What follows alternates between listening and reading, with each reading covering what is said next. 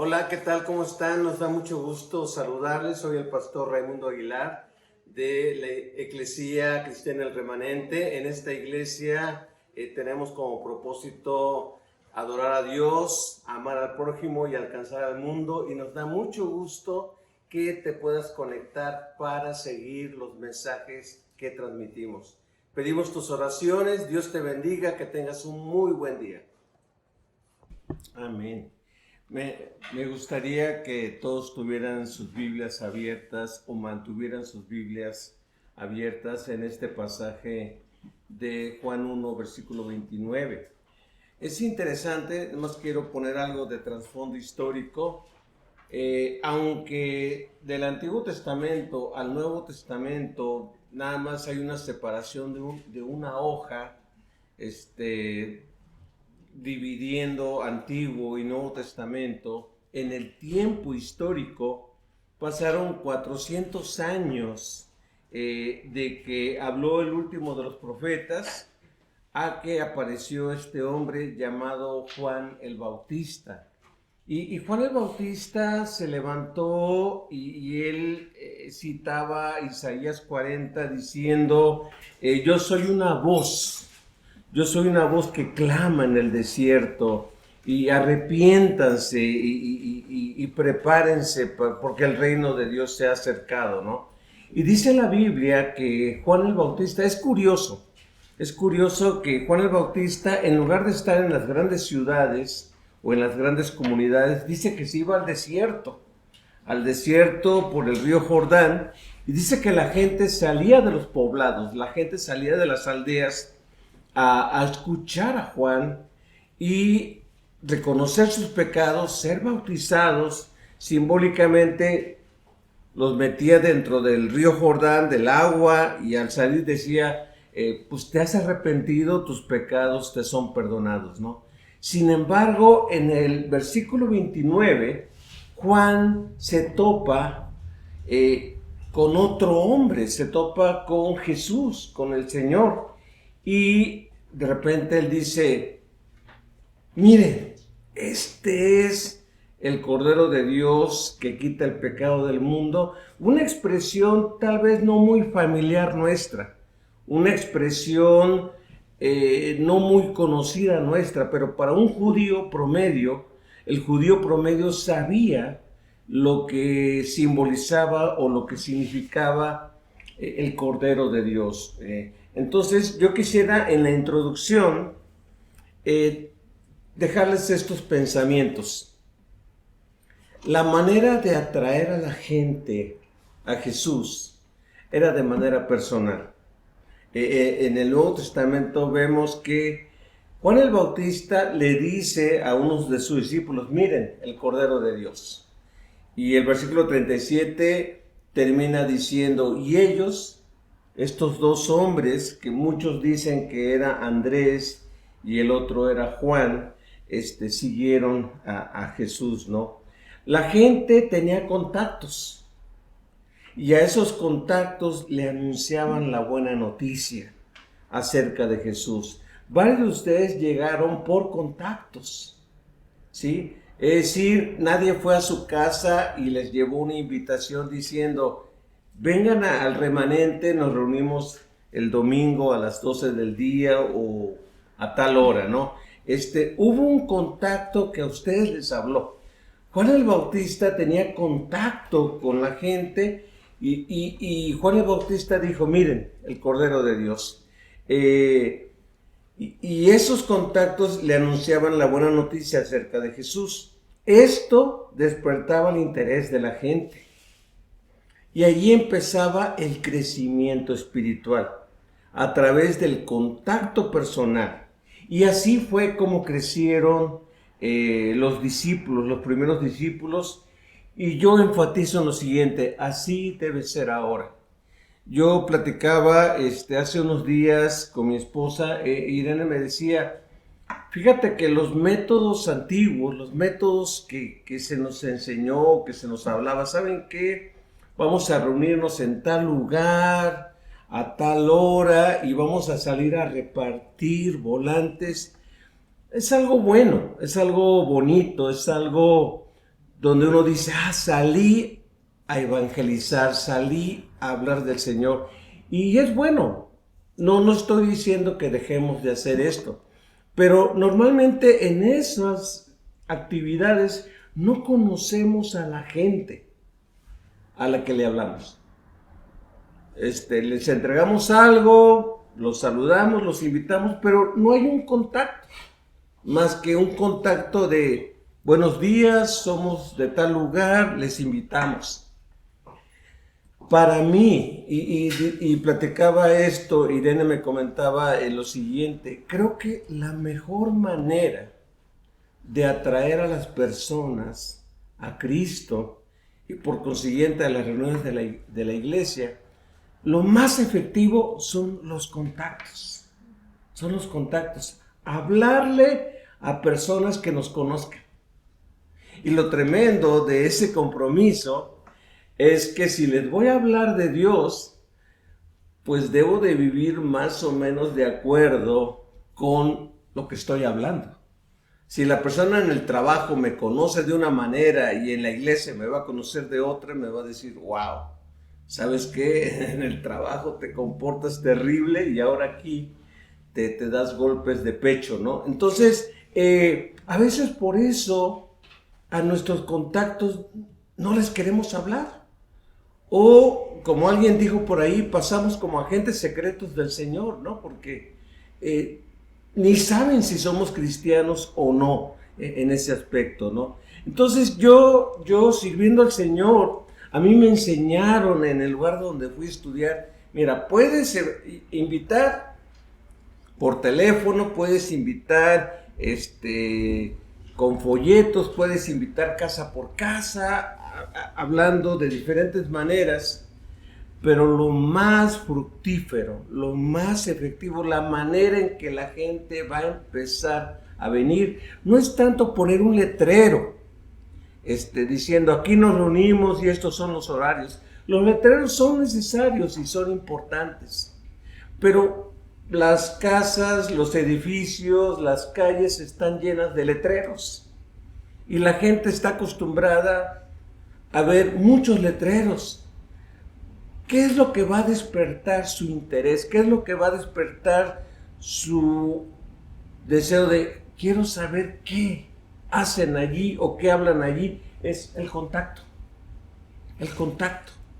Los primeros discípulos, si ustedes leen completo el capítulo 1 de Juan, es uno hablándole a otro.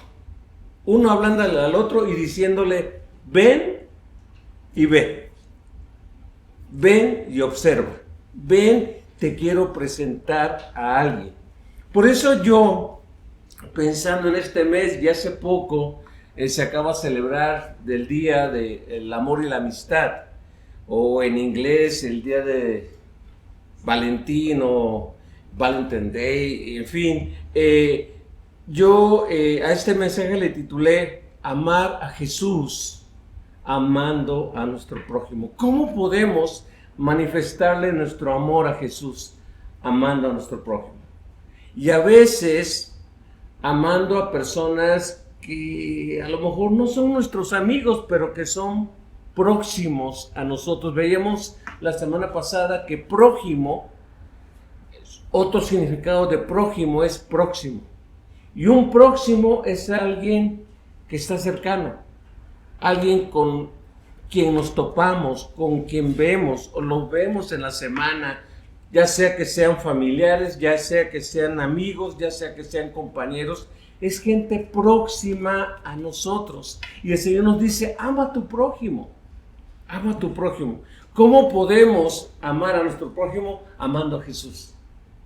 Si amamos a Jesús, si amamos al Señor, vamos a amar a nuestro prójimo. Y les quiero dejar 3 pensamientos que encuentro en este pasaje que leímos acerca de Juan 1, 29 al 37. El primer pensamiento que les quiero dejar se encuentra en el versículo 29.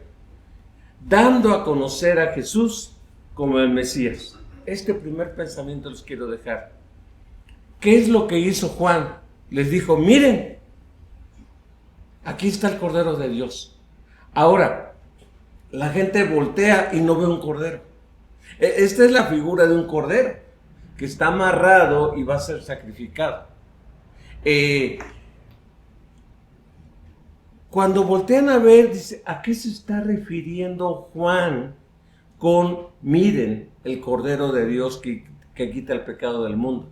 El judío, repito, que oía las historias del Antiguo Testamento, empezando desde Génesis, por ejemplo, se acuerda de una historia. En Génesis capítulo 22 en adelante, dice la Biblia que Dios le pide a Abraham que le entregue a su único hijo, que le entregue a su hijo Isaac en sacrificio. Y para Abraham fue algo muy doloroso. Entonces nada más le dice a su esposa, a sus conocidos, voy a ir al monte de Dios a adorar y a ofrecer sacrificios. Y le dice a Sara, mi hijo me va a acompañar. Bueno, para que no vayas solo con tu hijo, pues que unos siervos también te acompañen. Entonces unos sirvientes acompañaron a Abraham y anduvieron un camino de 3 días. Y tal vez los siervos decían, ¿por qué tan lejos? Si Dios está en todas partes, ¿por qué no aquí? ¿Por qué tienes que caminar tanto? Porque hay una enseñanza. Imagínense 3 días caminando, pensando, mi hijo va a morir, o ya considerando a tu hijo muerto. Hubo alguien que en el futuro murió y 3 días estuvo muerto, nuestro Señor Jesucristo, pero después resucitó. Entonces ellos todavía no se sabían esa historia, faltaban muchos siglos para que ocurriera esa historia, pero al estar allí los discípulos de Juan oyen el Cordero de Dios. ¿A qué se refiere con el Cordero de Dios? Bueno, al Cordero de Dios se refiere de que puede ser de la historia de Isaac, que ya cuando Abraham se queda solo con su hijo, el hijo le dice, papá, llevamos la leña para el sacrificio, llevamos el fuego para el sacrificio, tú llevas las herramientas para el sacrificio, y le dice, ¿y el cordero, papá? ¿El cordero del sacrificio? Y Abraham se queda, se sacude, se simbra al escuchar esas palabras de su único hijo. Y Abraham le contesta, el Señor proveerá. Yahvé Jireh, o Jehová Jireh. El Señor proveerá, hijo. Así que el primer pensamiento que tenemos del Mesías, de Jesús, es que el Mesías es un regalo. Es un regalo de Dios. Es la provisión de Dios para nuestra necesidad. Si tú quieres dar a conocer a Jesús, debes de hablar de Él como un regalo de Dios. ¿Qué es un regalo? Y repito esto, ¿qué es un regalo? Es algo que no hiciste nada para recibirlo. La diferencia entre una paga y un regalo es que con la paga tú trabajaste. Tú hiciste algo y te pagaron por esto. Pero un regalo, tú no hiciste nada. Isaac no hizo nada. Cuando llegó el momento de ser sacrificado, fue amarrado, fue acostado sobre el altar, y cuando ya iba a recibir el golpe de que le iba a dar muerte, Dios proveyó un regalo. Proveyó un sustituto. La otra referencia que encontramos del Cordero está en Isaías 53. En Isaías 53 el profeta dice, Él como Cordero fue llevado al matadero. Él pagó por nosotros. Él sufrió nuestro castigo. Entonces, cuando pensamos en Cordero, ¿en qué estamos pensando? En alguien que ocupa nuestro lugar. Y cuando damos a conocer a Jesús, lo estamos dando a conocer como alguien que toma tu lugar, alguien que vino a recibir lo que tú y yo merecíamos. Él vino a recibir el juicio de Dios, Él vino a recibir el castigo de Dios. Por eso la gente se asombra cuando decimos, Jesucristo fue el único hombre que nació en este mundo con la misión de morir, con la misión de entregar su vida por nosotros. Muchas veces nosotros decimos, bueno, yo nací para ser feliz, yo nací para disfrutar, yo nací para conocer cosas, yo nací para amar y ser amado. Jesucristo nació para entregar su vida por ti y por mí, para morir por nosotros. Entonces, si tú quieres dar a conocer a Jesús, Jesús es un regalo, es el regalo de Dios. Y Jesús es aquel que vino a ocupar tu lugar. Él recibió tu castigo, mi castigo. Él recibió el juicio que tú y yo merecíamos para darnos vida. Pero también si quieres dar a conocer a Jesús, los debes dar a conocer como Salvador. Juan el Bautista agrega que quita el pecado del mundo. El Cordero de Dios que quita el pecado del mundo. ¿Sabes por qué a Jesús se le puso Jesús? Porque la palabra Jesús significa Salvador. Dice, y le llamará su nombre Jesús porque Él salvará a su pueblo de sus pecados. De sus pecados.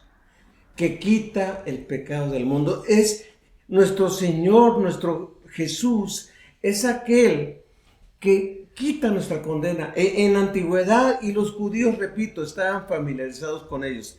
En Levítico 17, en el día de la expiación, el sumo sacerdote lo que hacía era agarrar un cordero y un chivo, y el cordero era sacrificado. Después el sumo sacerdote le ponía las manos al otro animalito. Y al ponerle las manos sobre su cabecita, el judío lo que pensaba es, está traspasando mis pecados. Es decir, toma mis pecados y se los pone a este animalito. Y después le decían al animalito, vete. Y era un simbolismo de que este animalito empezaba a correr y se perdía en el desierto. ¿Cuál era la enseñanza de esto? Este animalito tomaba mis pecados y se los llevaba. Y esto era cada año.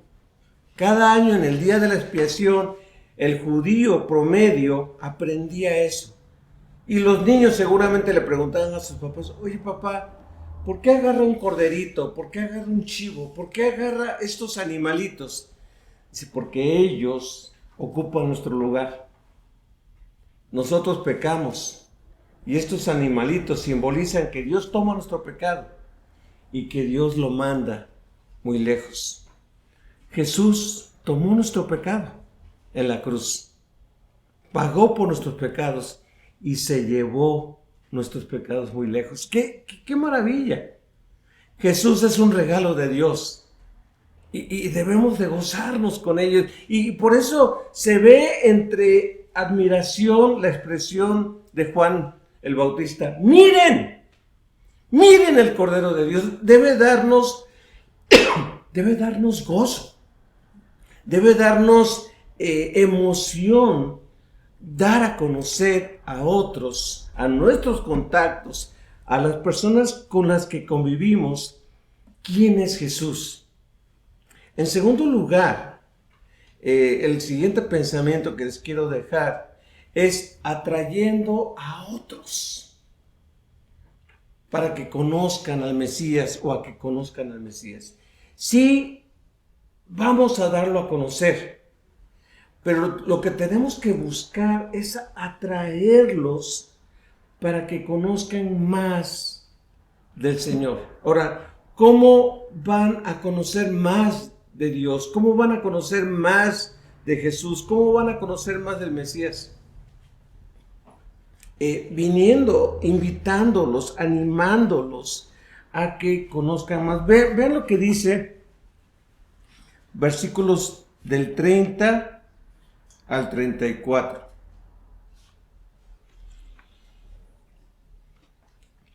A él me refería cuando yo decía, después de mí vendrá un hombre que es superior a mí, porque existe desde mucho antes que yo. No lo reconocí como el Mesías, aunque estuve bautizando con agua para que él fuera revelado a Israel. Entonces Juan dio testimonio, vi al Espíritu Santo descender del cielo como una paloma y reposar sobre él. Yo no sabía que era el Mesías, pero cuando Dios me envió a bautizar con agua, me dijo, aquel sobre quien veas que el Espíritu Santo desciende y reposa, es el que bautizará con el Espíritu Santo. Vi que eso sucedió con Jesús, por eso doy testimonio de que Él es el elegido de Dios. Ahora, ¿qué está tratando de decir Juan el Bautista? Está diciendo, hey, no soy yo, es Él, es Él. Muchas veces es grato, muchas veces es satisfactorio atraer la atención a uno. Y ahorita me están viendo, y ahorita me están escuchando, pero yo simplemente soy un instrumento. Yo no soy a quien deben de conocer. A quien debemos todos conocer es a Jesús, es al Mesías. Nosotros muchas veces, yo pienso que a veces no hablamos porque a veces decimos, no, pero si me conocieras.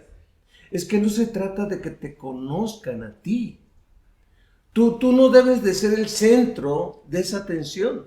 Tú y yo debemos de ser el instrumento. Mira, te estoy hablando de alguien más. Por eso dice, ven y ve. Ven y ve, te voy a dar a conocer a Jesús. Muchas veces yo pienso que consciente o inconscientemente no hablamos porque decimos, pero ¿quién soy yo? Es que no se trata de quién eres tú. No se trata de qué tanto sabes o qué tanto no sabes, o qué tan bien aceptado eres o qué no tan bien, sino se trata de la persona a la que vas a dar a conocer. Y eso es dar gloria al Señor. Yo recuerdo de amigos, en especial un amigo que era bien arrebatado.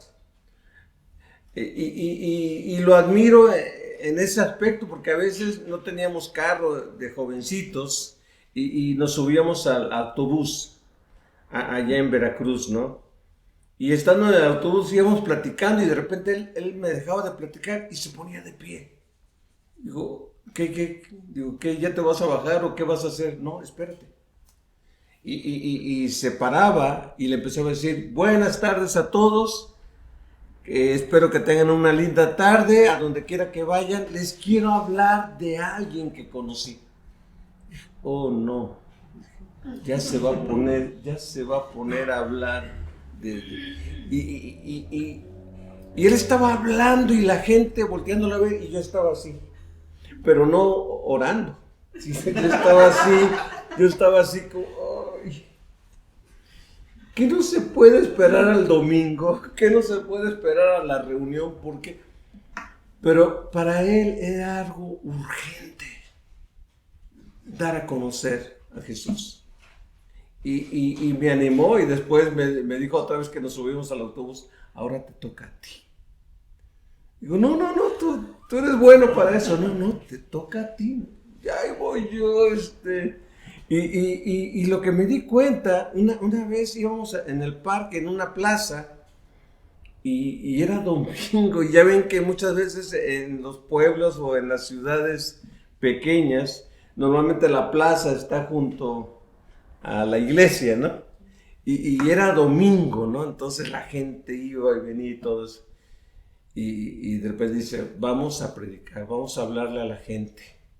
Y fuimos y me vuelve a decir, tú vas a hablar. No, tú eres el que sabes más, no, tú vas a hablar.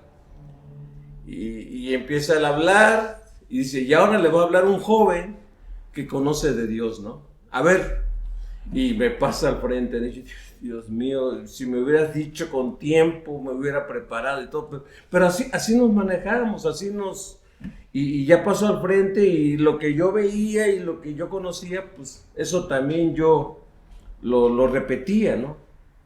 Y me fui para atrás cuando hice la invitación, como 20 personas levantaron y luego dice, vamos a arrodillarnos.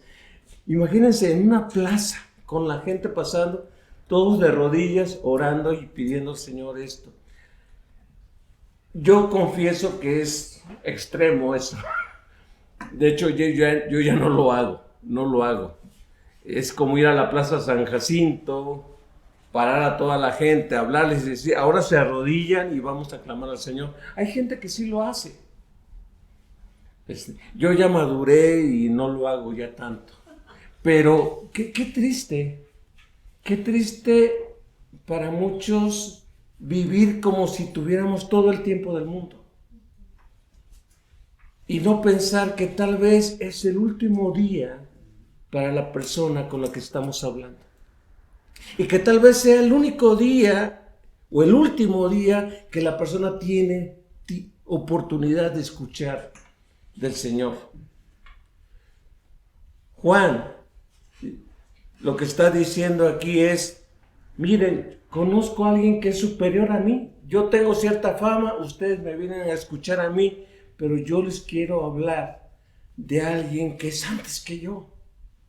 Les quiero hablar de alguien que lo es todo. Él es el elegido de Dios, Él es el escogido de Dios, Él es el Hijo de Dios. Él es Dios mismo. Así que no se trata, y te digo esto, yo en aquel tiempo yo era un joven universitario, yo era un joven que iba a la escuela y de repente me aventaban a que yo hablara. Tal vez tú estás pensando, pues él era pastor y predicaba cada domingo. No, yo estaba empezando mi vida cristiana y de repente me veía yo en esos escenarios. No estoy diciendo que sea lo mejor. Lo que estoy diciendo es la necesidad de que con las personas con las que tú tengas contacto, con las que tú trates, con las que tú hables, des a conocer al Señor y atráelos, no a que te conozcan a ti, a que conozcan más del Señor.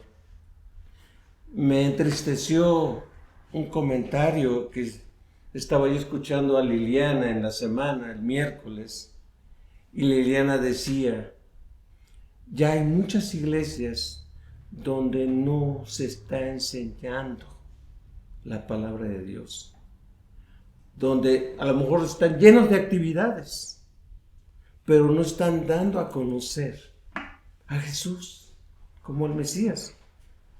A lo mejor sí hay un cantante o sí hay un hombre que pasa al frente y a lo mejor cuenta miles de experiencias, miles de situaciones, pero no está hablando de la Biblia, de la palabra de Dios, de lo que nos enseña la palabra de Dios acerca del Mesías, acerca de Jesús. Y lo que nos enseña la Biblia acerca de Jesús es de que todo trata de Él. No trata de ti y de mí, sino trata de aquel que es superior a nosotros. Así que si vas a traer a alguien, no lo atraigas necesariamente a tu iglesia o a la iglesia. Atráelos a Jesús. Puede que vengan, puede que vayan a otro lugar. Pero que conozcan a Jesús para que si se mueven de ciudad, si se mueven de lugar, sigan a Jesús.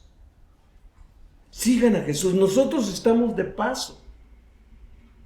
Nosotros no siempre vamos a estar. Y si la gente se acostumbra a seguirnos a nosotros, va a ser muy triste esto. Debemos de enseñar a la gente a que siga a Jesús. De tal manera que la gente va a seguir a Jesús aunque se mueva a diferentes lugares. Por último, un pensamiento más que nos enseña Juan es que debemos de animar o animando a otros. La manera de amar al prójimo es animando a otros a que sigan a Jesús. No nada más que conozcan a Jesús, sino que sigan a Jesús. Vean lo que dice versículos 35 al 37. Seguimos en Juan 1. Al día siguiente, es interesante que Juan en este pasaje dice, y al día siguiente, y al día siguiente, y al día siguiente, y uno cuenta en total 6 días. 6 días. Y muchos dicen que Juan está pensando en los días de la creación. Por eso pone 6 días. Al día siguiente, Juan estaba otra vez allí con 2 de sus discípulos. Fíjense bien, la palabra discípulo significa seguidor. Un discípulo era un aprendiz, un seguidor. Y Juan tenía sus discípulos. Y dice así, al pasar, versículo 36, al pasar Jesús, Juan lo miró y declaró, miren, ahí está el Cordero de Dios. Ahora, ¿cuál fue el propósito? Si yo lo pudiera expresar con movimientos es, hey, ustedes que están conmigo, miren, ahí está el Cordero de Dios. ¿Qué es lo que está diciendo Juan? Miren, Él es el importante. Él es al que le tienen que dedicar su vida, al que deben de seguir. Qué bueno que han sido mis discípulos, pero síganlo a Él. Y yo creo que no le dolió, los discípulos lo entendieron. ¿Por qué? Versículo 37. Cuando los 2 discípulos de Juan lo oyeron, ¿qué dice? Siguieron a Jesús. A veces uno en su humanidad dice, no, es que la gente me debe de seguir a mí.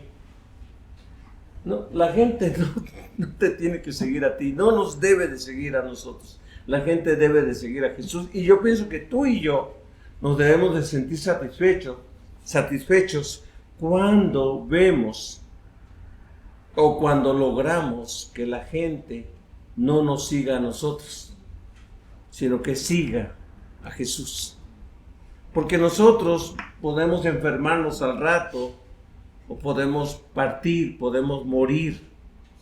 Y la gente no puede parar su carrera de seguir a Jesús porque alguien o se cambie, o se enferme, o se muera. Uno no puede parar, uno tiene, mientras tengamos vida, tenemos que seguir a Jesús. Y debemos de animar a los otros. ¿Sabes qué? Debes de aprender a orar. Si mi oración te sirve como modelo, si la manera en que oro te ayuda a darte una idea de lo que es orar, es que bueno, pero tú tienes que aprender a orar. Si a ti te llama la atención que cito la Biblia aquí y allá, es porque la he leído, la he estudiado, pero tú tienes que leer la Biblia, tú tienes que estudiarla, no tienes que siempre depender de mí en un momento dado. Tú por ti mismo tienes que estudiarla. Y es algo interesante porque sigue el capítulo diciendo que Jesús iba caminando y se topa con estos 2 hombres que lo van siguiendo. Y es muy llamativo que Jesús se voltea y les dice, ¿qué buscas? ¿Qué buscan? Casi Jesús les dice, ¿qué quieren? Y tal vez pueda sonar irrespetuoso la expresión de Jesús, qué buscan o qué quieren, pero lo que Jesús les está llevando a reflexionar es, ¿qué buscas en la vida? ¿Qué andas buscando? ¿Qué quieres en la vida? ¿Qué es el significado que tú andas buscando? Estos hombres no les quedó más respuesta más que decir, queremos ver dónde vives. Queremos ver dónde estás. Y Jesús les dijo, vengan y vean. Vengan y vean. ¿Qué es lo que nos está diciendo Jesús? Sígueme. El seguir a Jesús es individual. Y le digo, hay algunos matrimonios aquí. Y hay algunos hijos o familiares aquí. ¿Y sabes qué? El reto que yo te digo es, sigue a Jesús lo que era tu esposo o no, lo que era tu esposa o no, lo que era tu hijo o no, lo que era tu papá o no. El compromiso es tuyo. Tú no puedes bajar la guardia porque la persona con la que vives bajó la guardia. No, pues no tiene ganas, pues yo tampoco. Le echa ganas, le gusta cantar, le gusta leer la Biblia, yo también la leo. No le gusta, yo tampoco lo hago. No se trata de eso. Imagínense depender del ser querido para seguir a Jesús. Todos, por muy emocionantes que seamos, todos tenemos nuestras altas y bajas. Y si tú dependes de un ser querido, tarde o temprano te vas a cansar o te vas a caer. Pero si tú y yo dependemos de Jesús, le vamos a seguir donde Él viva, donde Él more, donde Él se mueva. Así que concluyo diciendo lo siguiente. La garantía de que alguien desarrolle un discipulado saludable es que la persona aprenda a seguir a Jesús. Probablemente al principio dependerá de otros. ¿Cómo le haces tú? ¿Cómo oras? ¿Cómo lees la Biblia? ¿Cómo enfrentas las tentaciones? ¿Cómo enfrentas el desánimo? ¿Cómo enfrentas los problemas? Dime cómo lo haces. Y tal vez las otras personas te van a decir, pues yo le hago así, yo le hago acá, deberías tú de hacer esto, deberías de tú hacer esto otro. Pero va a llegar el momento en que tú solo te vas a encontrar y tú debes de salir solo adelante con la ayuda del Señor y de su palabra de manera personal. No pueden pasar los años y seguir dependiendo de otros para crecer. No puedes pasar toda tu vida cristiana dependiendo de otros para crecer. Tú debes de aprender las herramientas, las cosas que tienes que hacer para crecer y seguir creciendo. Cada quien debe de aprender eso. No puedo yo decir, bueno, lo que diga tal hermano o lo que diga tal hermana, lo que diga tal persona. El propósito de Jesús es, sígueme y ve. Ven y ve. Y una vez que vengas y veas, vas a declarar quién es Jesús. Vas a dar a conocer a otros quién es Jesús. Vamos a orar. ¿Cuál es tu decisión? Termina esta conclusión con esta pregunta. ¿Cuál va a ser nuestra decisión? Depender siempre de otros para crecer. O desarrollar un esfuerzo personal de seguir a Jesús, de conocer su palabra, de estudiar su palabra y de crecer como un esfuerzo personal, como un deseo personal, como una iniciativa personal. sin que otros me empujen, sin que otros me jalen, sino que sea Dios, que sea Jesús el que me invite a seguirlo. Gracias, Señor, gracias porque en nosotros está lo que Juan el Bautista hizo. Dar a conocer a Jesús. ¿Quién es Jesús? Es tu regalo, Dios. Es algo que no merecemos, es algo que no ganamos. Es algo que nos fue dado como un regalo. Y es nuestro Salvador. Es el que quitó nuestros pecados. Señor, gracias, porque queremos animarnos unos a otros a conocerte, pero también queremos animarnos unos a otros a seguirte, hasta tal punto que tengamos una relación personal de crecimiento con Jesucristo. Gracias, Señor, porque es una manera de amar al prójimo, amándote a ti. Seguimos en tus manos, Dios, y el remanente sigue en tus manos. Y cada familia aquí representada seguimos en tus manos, porque en el nombre de Jesucristo pedimos todo esto, Señor. Amén.